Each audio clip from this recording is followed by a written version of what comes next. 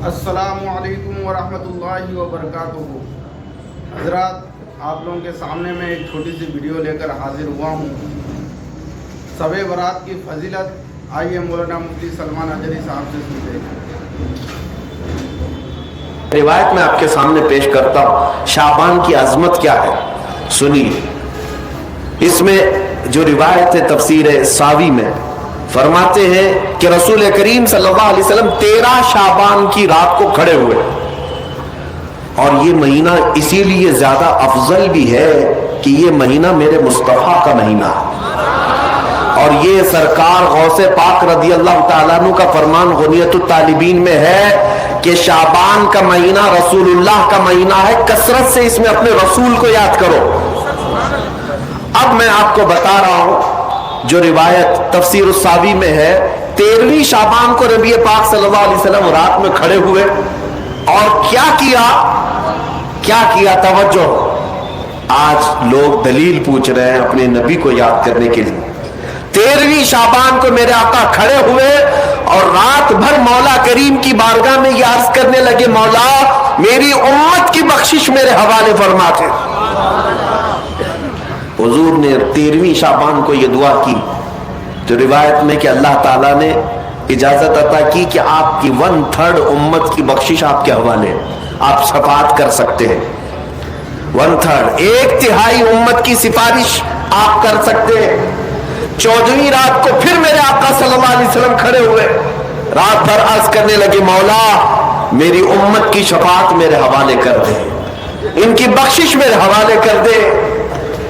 अल्लाह रब्बुल इज्जत ने 14वीं शाबान में नबी पाक सल्लल्लाहु तआला अलैहि वसल्लम को हुक्म फरमाया, 2/3 उम्मत की बख्शिश की सिफारिश आपके हवाले है। 2/3 उम्मत की सिफारिश आप कर सकते हैं। नबी पाक सल्लल्लाहु तआला अलैहि वसल्लम क्या इस पर भी राजी थे, बल्कि 15वीं शाबान की रात आई, ये रात, ये तीसरी रात थी। नबी पाक सल्लल्लाहु अलैहि वसल्लम फिर खड़े हुए, और आज की रात खड़े होकर नबी पाक सल्लल्लाहु अलैहि वसल्लम ने फिर वही दुआ की, मौला मेरी बकिया उम्मत की सिफारिश मेरे हवाले फरमा दे। आज की रात रब्बे जुल जलाल ने अपनी रहमत के पूरे दरवाजे खोल दिए और इरशाद फरमाया, ऐ महबूब आपकी पूरी उम्मत की सिफारिश आपके हवाले है, सिवाय उस मुशरिक के, सिवाय उस काफिर के जो आपसे मुंह फेर कर भागता है, उसकी सिफारिश आपके हवाले नहीं। उसका हिसाब तो अल्लाह क़यामत के दिन खुदा तक लेगा।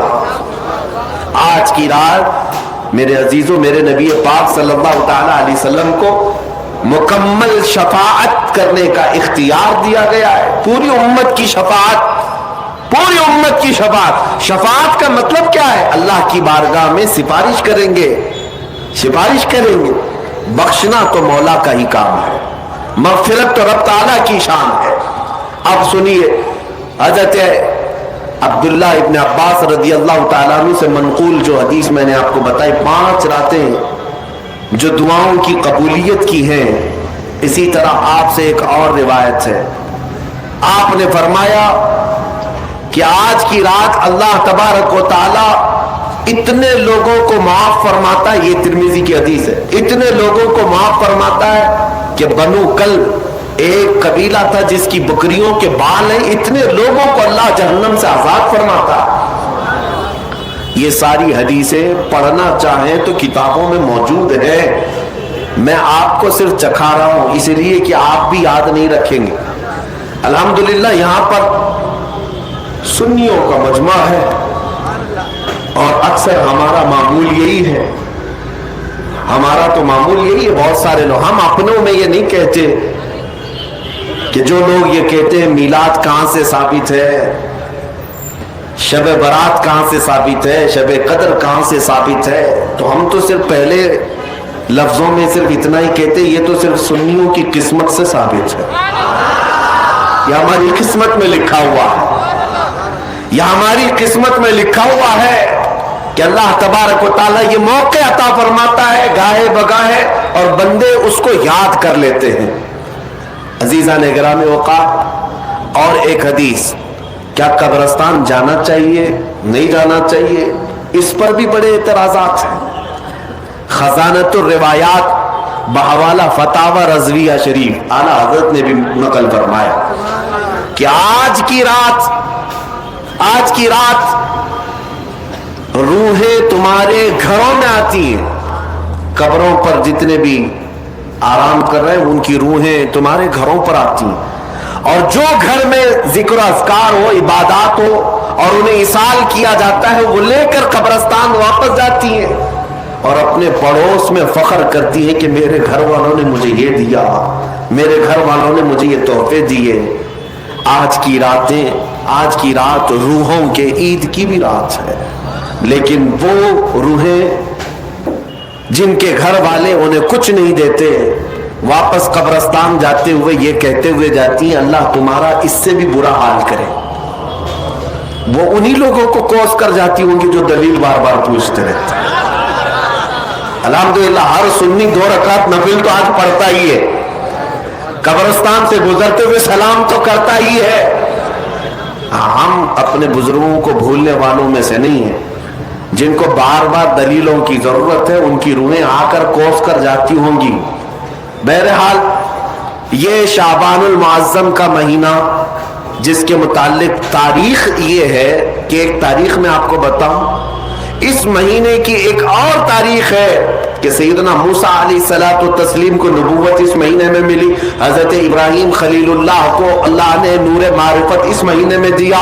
उससे बड़ी चीज ये है, नबी पाक सल्लल्लाहु तआला अलैहि वसल्लम इसी महीने में मक्का वालों के मुतालबे की वजह से अपना इशारा चांद की तरफ करके 2 टुकड़ों में तब्दील फरमाया था। तो शक्कुल कमर का जो मौजज़ा मेरे आका का है वो शाबानुल मुअज्जम में पेश आया, वो शाबानुल मुअज्जम में आया है। मैं ये इसलिए अर्ज कर रहा हूं कि लोगों को इंडिपेंडेंस डे याद तो है, रिपब्लिक डे तो याद है।